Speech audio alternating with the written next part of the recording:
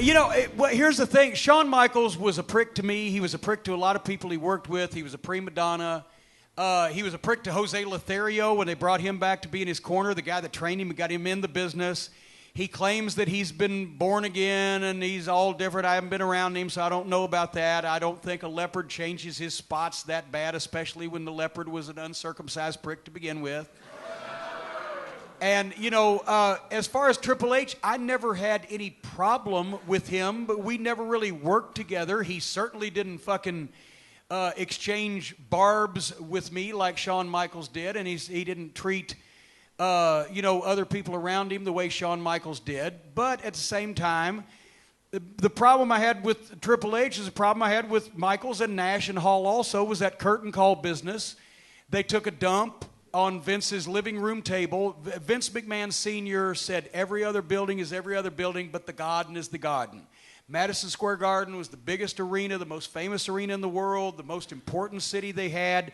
And just because they had that little fucking boys club going in their treehouse, and two of them were leaving and two of them were staying, unscripted, made no sense to the people at the time. Nobody knew what the fuck was going on. They had to just hug each other and tell each other how much they loved each other. They couldn't go out for dinner after the fucking show. They had to do it in front of the people.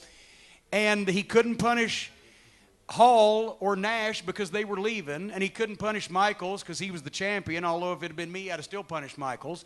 But he could punish Triple H, so he didn't win the King of the Ring that year, which opened up Austin 316 and actually was a good thing. But Triple H went around and apologized as part of his penance, apologized to all the boys for disrespecting the business and the promotion and them. And then 2 years later, as soon as he gets a little pull, and fucking Russo, of course, is all in favor of exposing the business and making it shit, they actually put home video clips up on Raw of it, which proved to me that Triple H did not mean his apology that he made to me and to everybody else. And I've just never liked any of the bunch of them since then for that reason, because they shit on the business, and I believe I've made it abundantly clear that I don't like when people shit on the business. So, you know, we've never had any words. I think he's a student of the game, so to speak. He's a very good performer. He's not the big star. He's the guy that works with the guy that draws the money. But at the same time, there's been a whole lot worse talent, and you know, maybe he'll do something to bring some credibility back when he's running the business one of these days, but I don't think Vince McMahon is A, ever going to retire, B, ever going to die, or C, ever going to fully fucking turn over the reins to anybody.